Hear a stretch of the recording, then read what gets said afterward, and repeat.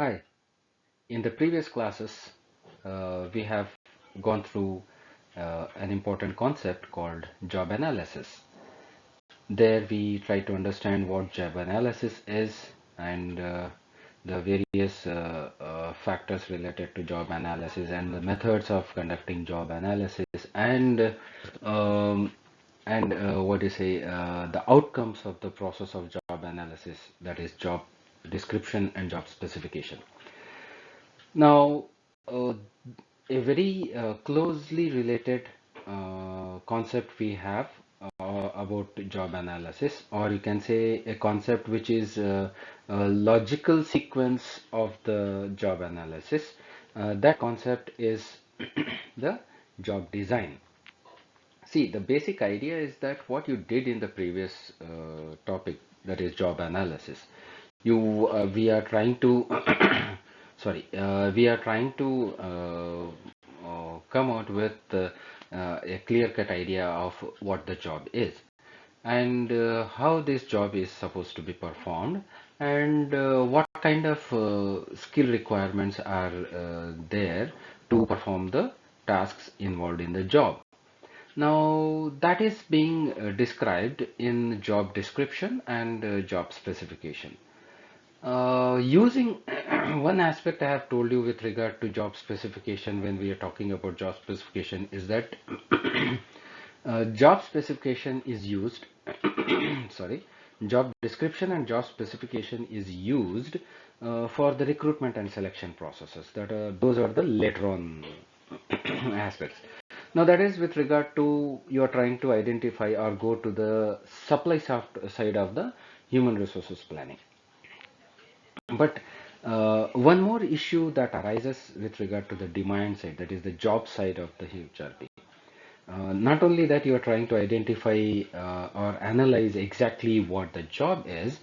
Now the thing is that that job needs to be properly organized. That job needs to be properly set across in such a manner that a person who is recruited in the job can able to take up the job as a whole rather than separate sets of activities. Now suppose if you imagine this aspect, like suppose you are being assigned the you take up a job of a sales officer, or you take up a job of a sales executive. Now the name itself normally suggests that you are supposed to be doing sales. Now suppose if the organization creates the overall activities related to the sales executive uh, in such a manner that you also need to do collections of the sales. Means you do sales at the first instance, and suppose if you're doing credit sales, then again you have to follow up do the collection part. There is no collection executive for that. So now the question arises with regard to the sales executive. What is my role? I'm supposed to be sales executive. I'm not a collection agent, right? I'm not a collection agent. So the sales executive will be in a confused manner. So what happens here that the name of the job is job is sales executive, but the overall job which is designed or structured in such a manner that the person is confused with the overall job. So all the elements which come into a particular job which is described in the job description need to be structurized in such a manner that there are no such kind of issues arise with the job holder, right, in the mind of the job holder. So you need to design it in such a manner that all the elements should represent a whole, job as a whole, rather than two or three jobs being conducted or done in one designation. So that will be a little bit, that will be a little bit negative side. So to avoid that aspect, so that there are no such kind of overlapping of the job elements, or there are no expansion or overload of job elements. What is to be done is that these job elements are to be structurized, put in a such a manner that this job is can be conceived as a whole. So according to the description, the job is supposed to be designed or redesigned. So there is this concept called job design, which is outcome of the job analysis process, right? So an organization uses that job description and job specification information, which is coming out of the job analysis process, to design a particular job or to redesign the particular job. So this information in terms is done in such a manner, this designing and redesigning is done in such a manner that you are structuring all the job elements, the duties and tasks in a way which help achieve the overall goal of that job. So see, it becomes a little bit confusing when a sales executive will be given two targets, one actual sales target, the other is collection target. Now, the sales executive will be questioning himself or herself that what is my job? Am I a sales executive or am I a collection agent? What I am supposed to do? So that is not kind of optimal performance or what optimal achievement from a particular job. And even the person who is holding that job might not be so satisfied with the job which is being assigned to him or her, right?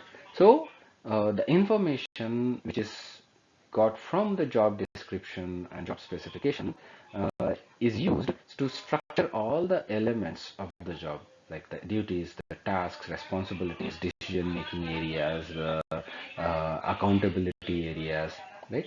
So they are structured in such a manner that there is one optimum target or performance is drawn from the job, and that is done in such a manner that the job holder has job satisfaction, right? So that is the basic idea of job design. So what does this job design includes is that job design involves systematic attempt to organize the tasks, duties and responsibilities into a specific unit, into a very precise unit of work, so that the objective of that job can be achieved, right?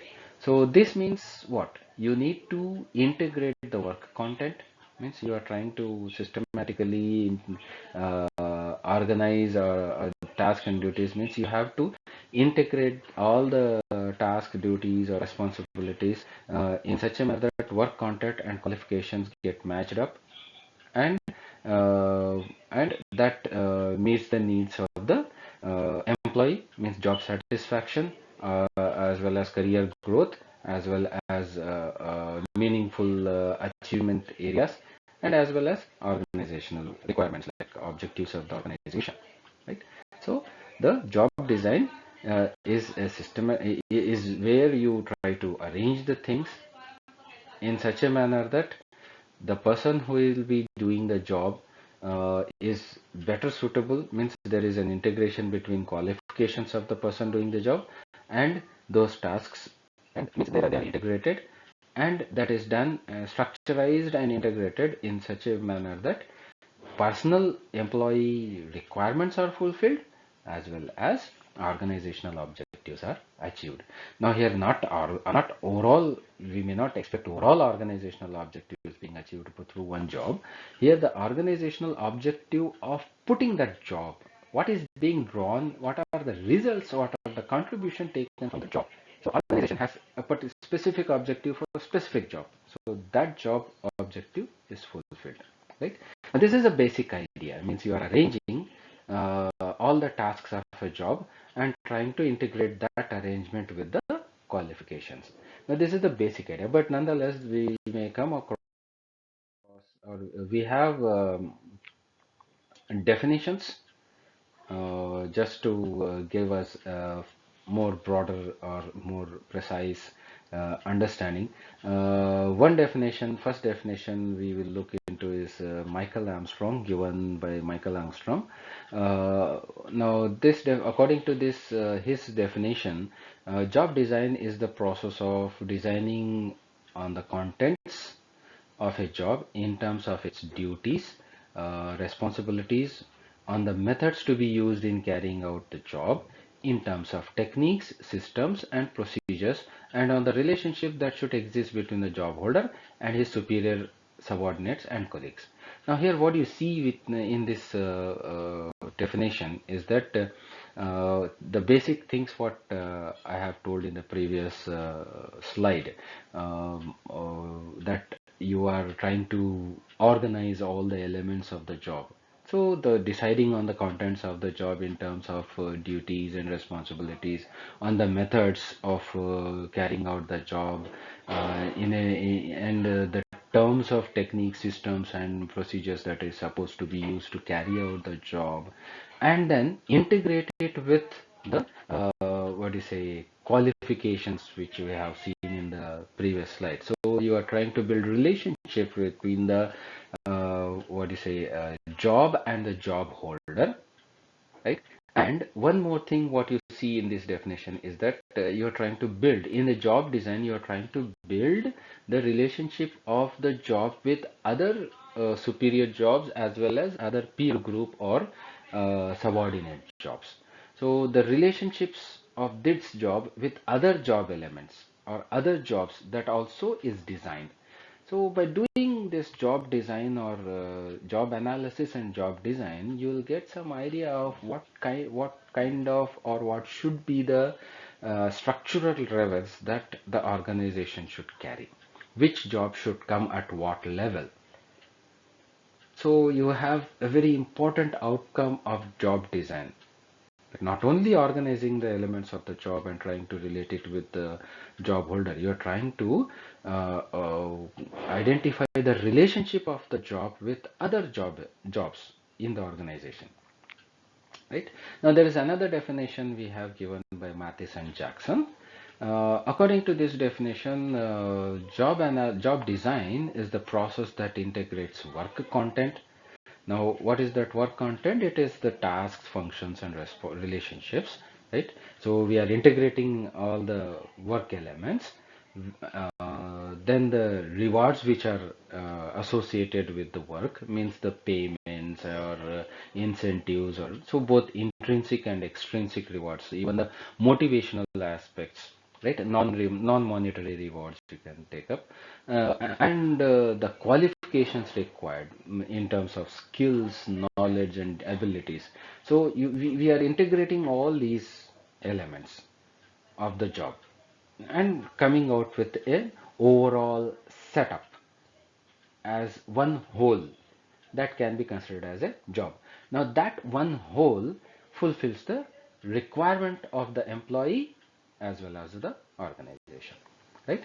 So for each job in a way that meets the needs of employees and organizations. So two definitions, you can use any one definition for your examination, whichever you find it very useful. But keep in mind that here what you are doing here, you are trying to arranging the job, systematically doing it in a proper way, in a way in which the overall job elements combine together to give a what is a cumulative output, cumulative performance, right? Result, cumulative result, right?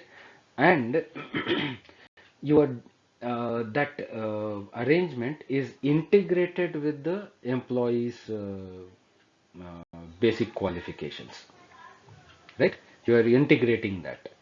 Now this arrangement and integration, these both together then being arranged in such a manner, or fixed in such a manner that it has proper linkages with other jobs. Might be the other job is a superior job or a job which is subordinate to this job, or what you can say peer level jobs, right? So these are the basic idea of what job design is. Now, how this job design is done. Next, we will look into the methods of job designing. Actually, there is no best way of going for a job design. Managers or HR or organizational experts have to look into that situations different, because different situations require different kind of job arrangements, right? Arrangements of job elements. So for different elements, see, it is when I was working in VGuard, I used to not only do the marketing job, even I have to take care of the collection part also.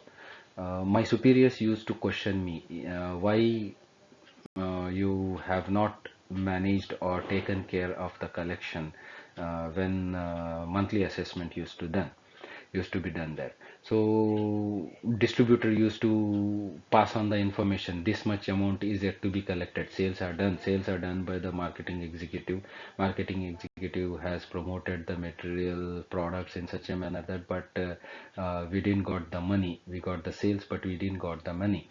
So I need to make sure that even payment is done.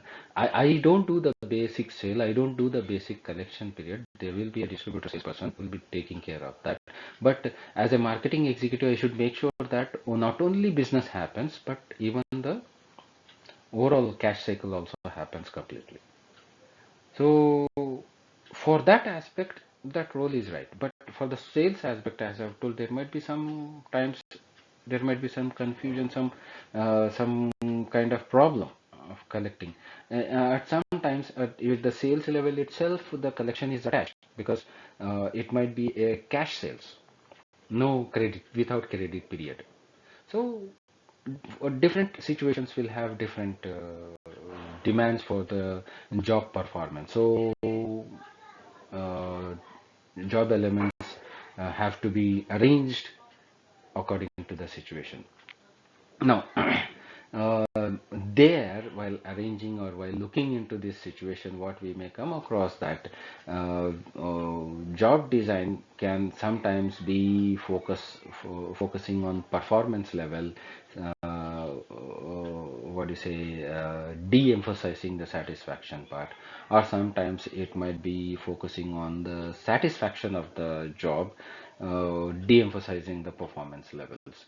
So there might be these aspects. So the way you design the job, sometimes you might be focusing on the performance, sometimes you might be focusing on the satisfaction. Focusing on both performance satisfaction is a little bit higher level of job designing activity. There is a method, but that's highly a complex method.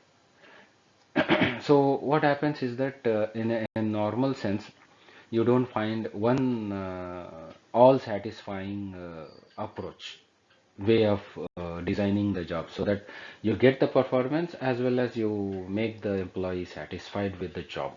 So you somewhere you have to, each in each aspect you have to make trade-offs. You need to do trade-offs, for the sake of performance you might be losing the satisfaction, or for the sake of satisfaction you might be losing the performance level. So you have, the manager or the designer has to, or the job analyst or HR person has to decide on a trade-off basis, right? So there is no one approach, but there are four approaches we may come across. Most popular four job design methods or approaches are there. Each one has their own best suitability.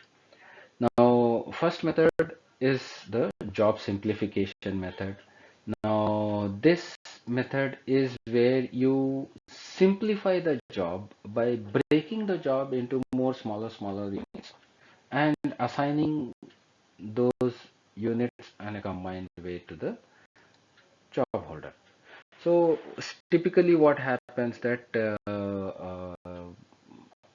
the person who gets that such kind of jobs will be very comfortable in learning those jobs. So such kind of simplified jobs means what is happening here, you are breaking the job into smaller pieces and making the person easily understand that job. So you can the employee who is into that job can rapidly understand what the job is, right? It becomes very easy for that person, right? So employees can learn things very fast, and smaller units means there are short work cycles and that allow task performance with not much efforts, right? Efforts might be physical efforts or mental efforts. You don't need to put much efforts because smaller tasks you keep on start doing those works. So much efforts are not there, and so since much efforts are not there, both mental and physical, so skill level is also will be low. So lower skilled, less effort jobs normally result into low paid jobs. So and low paid employees normally get hired in such kind of jobs. So job simplification is you are reducing the burden of or the efforts in the job, right? So what happens? Not much worry about doing the job. So this kind of a thing normally happens in routine kind of jobs which are routinely done, right? So it becomes easy to learn them. It is very simple, like for a waiter, very you can very easily train the waiter to. You need to keep on cleaning the tables in the restaurant. Right. So, and you can break it into like break the jobs into particular elements. One person might be taking the plates, one person might be taking the glasses from the table, restaurant table, one two person might be cleaning the total table. So three persons. So overall job is broken down. Now what happens is here that very simply you can keep on doing the job. So it's a routine work. But there is a negative side that it very quickly leads to boredom, frustration, right? And there might not be much motivation. You might observe the waiter, the people who work in restaurant who normally clean the tables, clear your plates from the table. You see, look into their faces. Their faces will normally dull compared to the waiter who takes up the order from you. So you can see the difference between the people who approach your table to serve you, right? So that's why there is a little bit more bore kind of activities. So routine activities, lower productivity activities, right? So normally you'll have a level of frustration, level of boredom coming into them, right? So that's why such kind of jobs slowly might lead to lower productivity and later on might see higher increased costs. Then the other approach what we may come across is the job rotation part, wherein you try to no, the name itself you can understand. The person is rotated from one job to another job, and that keeps on. Now you can you can observe this in suppose some offices. A clerk is rotated from one clerical desk to another type of clerical. That means you can say like a clerk who is handling retail customers is shifted to the same clerical position, but shifted to position where the clerk has to handle you can say like some establishment accounts. So retail accounts, from retail accounts to establishment accounts. So you are simply, and again the person is brought back to, or the person is totally taken to a new level, new kind of job, but at the same level. So it is making the people keep on moving from, or you can say job hopping from employ company itself makes the such job hopping situations, right? Now with this kind of job of rotation, one thing what happens is that the employee who keeps on performing the routine jobs will get a chance, an opportunity to experience some totally different kind of job. So that will give you some kind of push up, some level of boredom, some level of frustrations might be moved out of the person who is doing a job regularly. So you are rotated to another job, so the person will be feeling happy to take up that new job. It's a kind of enrichment out here, right? So a person learns different things. That's what this happens. The person gets the chance to learn new things, learns new techniques, new ways of doing things, right? But the problem arises here is that if you keep on rotating the jobs very regularly, very frequently, then again employees might not accept a frequent level of change. Somewhere the employees might want to settle down, or somewhere employees might to settle down for a particular period of time and then might want to jump. So a too frequent level might be a negative aspect for the organization. Then, the third method of job designing is job enlargement. Now, here what you are doing is you are simply adding additional jobs. You are expanding the scope of the job, right? Now, this is something which is opposite to job simplification, wherein you are breaking the job, and it is an extension of job rotation, wherein in job rotation you are changing the job itself.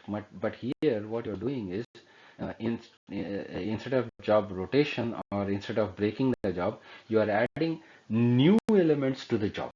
So the overall scope of the job becomes more broader in nature, right? So by expansion, what we are doing is you are trying to make employee learn or get into new things. But here the point here is you are expanding at a horizontal level, not at a vertical level, right? So the person will be getting more additional jobs, right? Person will be getting more additional level of activities, but without promotion, means going high, or without demotion or going down. So not vertical but at the same level. So here you are not given more responsibility or authority in making the decision. The person is uh, just allowed to take up more number of tasks. So normally what happens in such cases, by increasing the number of tasks, now you might think that the organization might think that with job enlargement, with such kind of additional number of tasks, there is increase in job scope or increase in job diversity, so the employee might not feel boredom. But even if the employee does not feel boredom, the problem here arises is that the employee might not actually uh, feel or identify the challenge that the person is supposed to face in the job, and once the challenge is completed, the feeling of achievement levels, that will not be there in job enlargement. Even the meaningfulness of the job cannot be means dragged or taken from the job at such enlarged levels. So person might be feeling a kind of, means I'm doing additional thing, I am doing how much what I am doing. So a kind of, there is no meaning in doing all these. Additional tasks are being added, but I'm not truly contributing, and these are not truly challenging. So diversity is there, but the person might not feel the job is truly meaningful. Then the third method what we come across actually tries to fulfill these drawbacks, that is job enrichment, means person's job is enriched with additional things. Now these additional things are quite different compared to job simplification, job rotation, or job enlargement, right? So they are different to those things. Now how they are different, actually these are based upon a theory of motivation. There are motivator to motivation also, there are theories are there, a number of that too, a large number of theories are there for motivation, how a person gets motivated or how you can make person motivated. There are a lot of theories are there. Among them, one famous theory is there, that is of Hesberg's motivation theory. There, Hesberg's identifies that there are few elements which actually motivate the person. Now, these are achievement, the recognition, increased responsibilities, opportunities for growth, enhancement, and increased competence. Right? Now, when you bring these motivators within the job, like you make the person feel that his job is more achievement oriented, his job is a more recognized level. Now when such kind of things are there, so automatically what happens, that customers commitment level becomes more higher because of the raised enhanced motivation, right? So by bringing such motivation, actually what you are doing here, there are four factors which gets related by doing all this in job enrichment concept. What happens is that job enrichment changes the basic relationship between employees and their works when they work.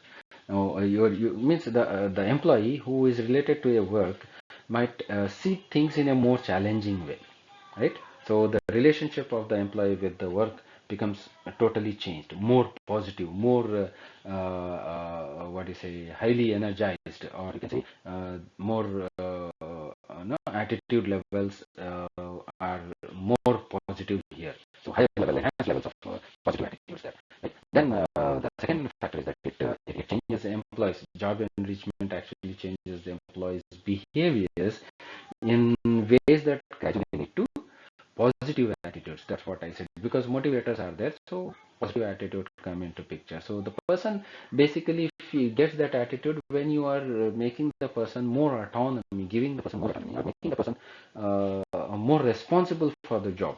Means that yes, this is the job, you own this job, you are the owner of this job, you perform it. Being an owner, what you are supposed to get, the awards, what rewards you are supposed to get, those rewards will be recognized and you will be provided with those rewards. So there's a target, you achieve this. So as it is very quite simple, you have a target, you achieve that, you feel very positive within yourself, the energy starts flowing with you, that yes, you are something, you have contributed something. So that kind of feeling comes with the employee when the employee gets such kind of job. So you are trying to relate the job in such kind of levels, right? So that helps, such kind of levels through job enrichment help the company to bring the changes very easily within the organization. Otherwise, normally, I have told you in the class previously, that people are normally very reluctant to change. They don't change so easily. So when such kind of higher motivation levels are there, so what happens, that when you, as an employer, as a owner of the company, when you come and tell that yes, we are trying to take into a new area, so even if you don't know, don't worry, I'm there, and let us go and do the new things out here. So employees, because of their higher level of motivation, they start cooperating for new things also. Right? So the commitments come into picture there. So organizational big changes become very easy to enrichment. Now, what you're doing here, and the fourth aspect, is that you're trying to humanize the job here, not simply technically mechanize it. Like this is the work, you come, do, go off. No, this is the work you have to achieve. You are the best person to achieve. So emotional, psychological aspects, being a human kind of thing, that is being brought forward through job enrichment, right? So these four aspects uh, make job enrichment a very important concept in HRM, as well as an important strategic tool to bring out positive things, or make higher levels of productivity among the employees. So job enrichment is all about redesigning the job, so that there is a variety of job work content, so that the person gets more autonomy and responsibility in whatever the person is assigned with, means autonomy with regard to, or responsibility with regard to how my work should happen, right? In what direction my job should go, and what kind of control levels I should have, what is the what I should not do as a job. So I have that autonomy. So you are trying to design those things within the job and provide an opportunity for the person to show off that performance with such levels of achievement motivation, so achievement levels, achievement motivation levels, and provide an opportunity to grow and get a meaningful job experience here. So when you have a meaningful job experience, it is, see, very aspect. When you take up a job tomorrow, so suppose you have got campus placement and you get into the company, and in the company your colleagues tell that you, means make you feel that your job is good job, your superior makes you feel that your job is good job, and make you perform. And when you perform, actually your superiors come and recognize and tell you that you did a good job there, you will be getting promotions. What you have did is something which is good for the development, good for, you have, there is some contribution from your side. So a kind of upliftment happens. So personal growth happens, and meaningfulness, that what I am doing is very good, what I am doing is very right. So my job is a good job. My job is not a demotivated job or a lower level or a cheap job. So you don't think that you don't get these thoughts into your mind, right? So job design is about redesigning or designing these, job enrichment is about redesigning or designing your job in such a manner that such kind of things get inculcated. It's not an easy thing. An expert in an organization, expert HR person might think of designing such kind of motivation levels in the job. And when the jobs are enriched with such content, what will happen? People complete the task with freedom, independence, and responsibility. You give them freedom to perform the job, right? Let them feel the independence, that they are not dependent, means they are independent in taking a decision. They have the responsibility of showing the results, making the performances happen, making sure the productivity is higher. So they are being made responsible. They are being made free to take up the job, right? So if you are means suppose tomorrow if you are given a job, but you do not hold the freedom. Now, every time you need to come back to the job manager and keep on asking, like, should I do this? Should I take a printout of this? Even to take a printout for your work, you need to take permission from your manager. That will be a very stupid thing. A person might feel that what kind of job it is, right? So such kind of negative thoughts come into picture. So by job enrichment, the human elements, the emotional elements of the person, the condition or state of human capabilities of a person, right, which were not fully utilized previously, and that create frustration, that the inculcation of that frustration among the individual is basically removed as much as possible, right? So job enrichment is about making your job more meaningful, making the job, designing the job in a more what do you say, motivating level, at a more autonomous level, making the person feel that his job is more important to him or her, right? So job enrichment is the fourth, and this is very highly adapted kind of method in designing the job.